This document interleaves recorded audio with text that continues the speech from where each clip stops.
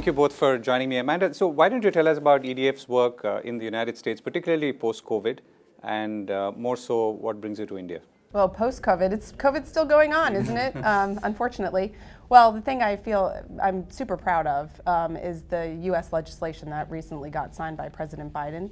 The Inflation Reduction Act is the single biggest climate change action that the U.S. has ever taken and puts us on a path to actually accelerate the transition in a meaningful way, reduce emissions, and help people through the climate impacts they're already feeling. So that EDF has spent the better part of 2 decades trying to get legislation like that done, and we are pretty excited that it has happened. Now, it's only legislation that has been signed, and now we have to turn our attention to implementation, ensuring that the nearly $340 billion of climate investments that have been made in that bill, as well as some really important legislative language about the fact that greenhouse gases can be regulated under the U.S. Environmental Protection Agency, which was a real question in a recent U.S. Supreme Court case. Those 2 things are really significant, and there's a lot to do going forward. Right. And from an EDF point of view, I mean, climate stabilization is one of your thrust areas. So tell us about that, and how does that play out, if so, in other parts of the world? Yeah, so EDF has a focus on what I call the 3 S's: stabilize the climate, strengthen the ability of people to thrive, and support people's health. And all of this is in the context of climate change. And the support people's health and helping people thrive is essential not just in the US, but all around the world, and reducing emissions in that context of stabilizing the climate. And that's going to look different in different places. But what we do know is that there's tremendous opportunity, there's tremendous need, and people are feeling the impacts of climate change now, which is putting the issue on the map in a really meaningful way, and that there are solutions at hand and in development, hence why we're here today at the Climate Tech Convening, that are going to really make a difference. Right, and I'm going to come to Hisham in a moment. So between, let's say, the last 5 or 6 years when you've had, let's say, people who did not believe in climate change, people who were indifferent to climate change, and on the other hand, the entrepreneurship that's clearly grown, where is it all stacking up today as we stand at this point of time? Well, I think, again, because of the people are feeling the impacts of climate change, there's sort of no denying it right now. And the science is clear. I think in most of the world, we've moved beyond that debate, right? We are squarely in the place of, so what do we do about it? How fast can we do it? And how big can we do it? And how are we going to do it in a way that people feel those benefits in their daily lives so that they understand what that change means, and those changes can be socially sustainable? Hisham, tell us about how you're looking at this in India. So, over the next 10 years, India needs to double just about every sector that's out there. Now, it's true that per capita emissions-wise, we are lower than, for example, the US. I think the difference is that our poor, our health infrastructure, our food systems just would not be able to absorb the climate shocks from a doubling of emissions. And so the question is, you have 2 choices. One is you don't grow, that's not an option. India deserves, aspires, and has to get to a shared sustainable prosperity. What could decouple emissions from growth? And we're taking a big bet on technology and innovation.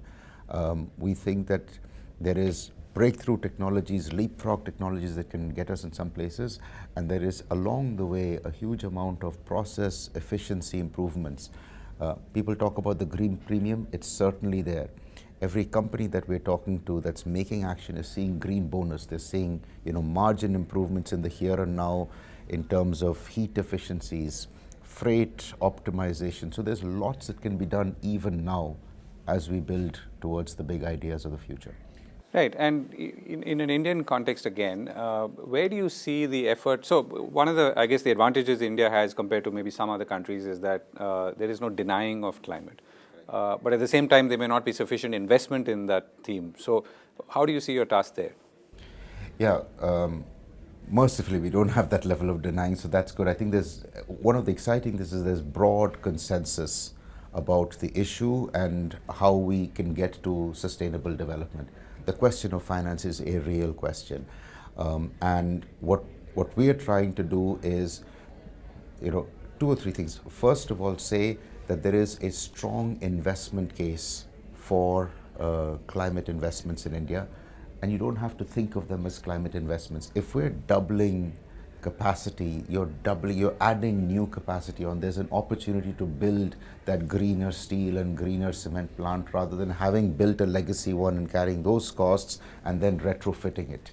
So that's one opportunity that's out there. The second is wherever you have value chains with significant inefficiencies, like the agriculture and food chain system, agtech platforms can significantly deliver value. I mean, I'm taking a big bet on saying there's going to be the next wave of unicorns are going to be in climate, and a lot of them are going to come in agriculture because there's just so much value that is there to be extracted. So Amanda, how do you see the, so the investments are obviously coming in, and comparisons are being drawn by, let's say, the early days of the internet to now. So, which also attracts the wrong kind of entrepreneur, the wrong kind of interest, and maybe expectation. How do we balance this out? I mean, since you are a key player in ensuring that there is balance in all of this. Yeah, so I think there's an important point, and goes back to something that John Doerr said this morning in the earlier panel, was around the importance of, we don't have a lot of time, but we also have to, none of this is going to happen quickly, right? Like, it's not going to be a turnover tomorrow.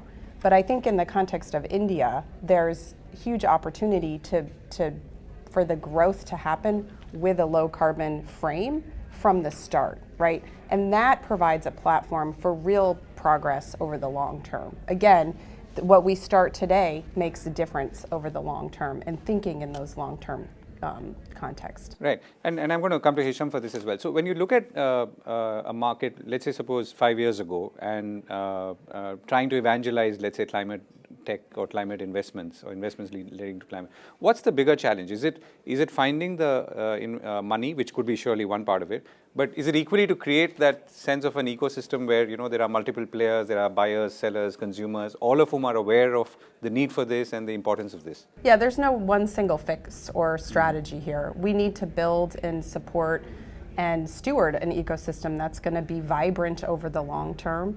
The startups are essential. The investors are essential. The corporates are essential. The policymakers are essential. Every part of that system needs to work together. And I think there's a lot here in India that's already kind of laid down to support that. And I think there's tremendous opportunity right now over the next few years to make real progress. So in your own work in the United States, and I'll come to India, where are you putting most of your effort today in these 3 or 4 pillars that you spoke about? Well, we're actually engaged in all of it. So the passage of the Inflation Reduction Act itself is a huge boost in terms of the investment from the government. We also work closely with a lot of the private investors. We work very closely with a bunch of the big companies and helping them think through what their plans of action are going to be and how they bring in some of the startups and the more early stage companies into their own businesses. So we're active in all parts of that ecosystem. Yeah. So Hisham, some of the funds that I spoke to who set up specific climate focused or climate tech focused funds also speak on the effort that they're putting in to build the ecosystem, because they have to do that in order for their own investments to do well and for the sector to grow. So how do you see your contribution in this, and how do you see this evolving? So I think wherever there have been successes, that ecosystem has gotten built, and we need to create lighthouses out of them. So LED bulbs, for example, or electric public transport didn't happen just because you had a better bulb or you had an electric bus. You had it because you had that bulb, you had a promise of volumes through demand aggregation, you had reducing prices because of economies of scale, you had conducive government policies, you had consumers asking for it. Now, what we need to do is show those examples across sectors. Right now it's LED bulbs. It needs to be on air conditioners or fans or fridges, which we're not yet seeing in that sense. So that's what we see our role is. It's getting Indian examples to act as ambassadors and lighthouses to, quite frankly, inspire and perspire Indian industry to move. Right. And you've done a study with the Indian School of Business on the climate tech landscape. You want to tell us about that? Here are the findings. And some of them are known and some of them we picked up during the course of the study. Fundamentally, India doesn't spend enough on R&D. This isn't about climate, this is in general. So we spend about 1/3 the levels of industrialized countries. Within that, India's private sector spends only 40% on R&D compared to 70% industrial. So India needs to build greater R&D spends. There needs to be more active government presence in R&D. Now you can't mandate corporate R&D. This isn't a CSR mandate. Part of the challenge is going to be, where does India Inc. find places to partner with? What we'd like to see is much stronger relationships between corporate India and Indian research and academia, because the second hypothesis is that the demand and supply of innovation isn't talking to each other. Corporates are doing their own thing, academia is doing its own thing, and we need to bring the folks together. The third is, even in a relatively nascent ecosystem, the majority of funding is going into renewables and electric vehicles, and that's great, nothing wrong with those two sectors. There needs to be more there.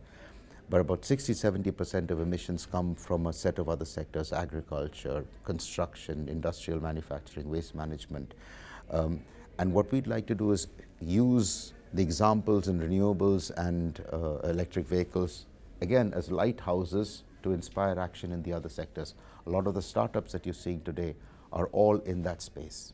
Right. And Amanda, from your perspective again, we've seen a lot of philanthropic capital in climate in the developed countries, not yet in India.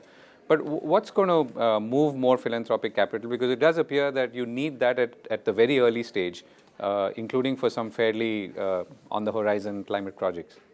Yeah, so I would argue that there's not near enough philanthropic capital in any place right now. I don't, the fact that in philanthropy overall 4% is spent on environment and climate, and that has grown significantly just in the last few years to go from like 1 to 2% to 4% or something. That's just not enough. So we need to see more philanthropic money coming in. And I think we're seeing that there's really good news there, because again, going back to my earlier comment, people are feeling the climate crisis in their lives, and people who have wealth and foundations and others want to come in and do what they can to support it. So I think the more we can define and communicate in a pathway that is ambitious and inspiring, the more likely philanthropy is going to want to land and support the work that organizations like ours and others in India and elsewhere are taking on. Right. Hisham, you want to add something on the philanthropic side of things?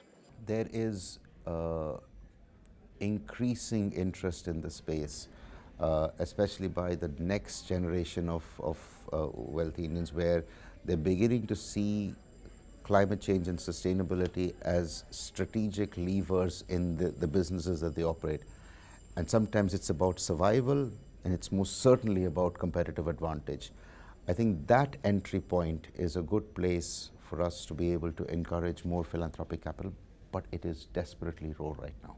So are we, where is the hump? Is it like still far away? Are we reaching it, crossing it? I wish it was close by, but it seems a little distant away. Okay.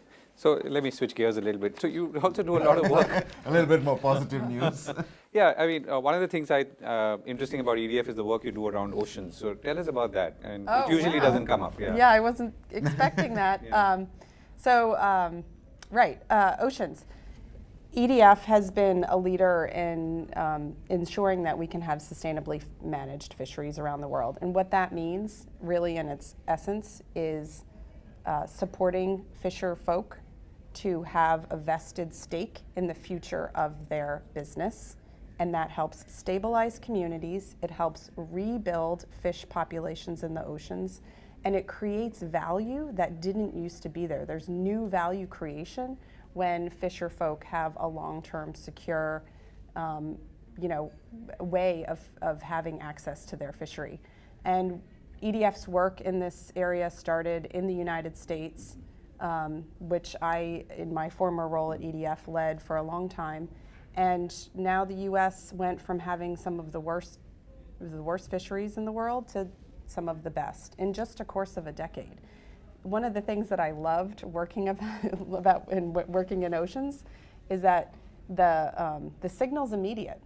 When you take pressure off fish stocks, fish populations from overfishing, they immediately rebound. Now, in the last 15 years, a lot has changed in the context of climate change, right? So oceans are warming, and what that means is that fish are moving around the planet, and they're moving from the tropics towards the poles in search of cooler waters. And this is where it becomes a really big deal, because we're going to see a transfer of fish wealth from the areas that are most vulnerable to climate change and most reliant on fish as a core part of their diet into the wealthier nations that are more poleward, that are less reliant on fish for food. This is a major humanitarian issue that we will see play out. It's starting to already, but it's going to get worse in the next decade. There are solutions to this, and it ties back to fisher folk communities and having a long-term stake in their resource, and connecting those communities up across geographies so that they can share understanding and share management in a more comprehensive way, while recognizing the future of the value of those fisheries to them. Right. That's interesting. So let me sort of ask you the last couple of questions. But as you look ahead, we are in 2022, but as you look at maybe the next couple of years, not beyond that, what's your slate looking like? I mean, what's the kind of action points you have? What is it that the world should be looking out for? I always think about where can we make the biggest difference in the shortest amount of time. And if I were to summarize that in a few points, one is at the global level, we need to do a lot more in stopping deforestation, because deforestation is a now signal on climate change. The way we think about or model potential future emissions, a lot of it is around deforestation. So that's thing one. We have to do that. And we will see immediate returns from that. Thing two is ensuring that the most vulnerable people in the world from climate change have access to and are supported through the transition. And that can happen in a range of different ways. But that is essential in order to both solve the problem around increasing climate pollution and emissions, but also ensuring that everybody has a shot at success in this climate change context in which we're all going to find ourselves. And the third is working through the places that have the biggest stake in climate change. So those, from my perspective, those are four regions: India, China, Europe, and the US, where half of the world's emissions are coming from, and making significant progress in those places, in those contexts, in the ways that can be done there. Because if we can make progress in those four places, it will have outsized impact globally. Right. Hisham, last word. What's your calendar looking like? So just taking on from Amanda's first point on deforestation, if you look at our NDCs, we're making fairly remarkable progress on the renewable energies expansion, which is great. I think the one where there is less progress is around the 1 billion tons of carbon sink, and a lot of it is around forest cover, around biodiversity. And I think things like the National Biodiversity Mission, which has been announced, it's incredibly important for it to be accelerated. So that's one part of it. The second is we need, and there is work that is happening, needs to now accelerate in terms of, if you look at climate smart agriculture or indeed fisheries, you have to optimize for incomes, you have to optimize for livelihoods, especially women's livelihoods, you have to optimize for nutrition, and you have to optimize for climate benefits. Optimizing for each one of these is hard enough. You need to optimize for all four. And that's what the challenge is, and it would be really good if, as a community, we're all laser focused on getting that right. And the third is to introduce more and more market forces, a race to the top by Indian corporates, not because of impending European regulation, but because they realize that they will become competitive in India and globally if they go green, and more profitable in the medium to longer term. And the introduction of carbon markets, I think the regulations are now falling in place. So those would be the things that would be for an ambitious 2-year time frame. Right. And that's a very active calendar for both of you. Thank you so much. Thank you.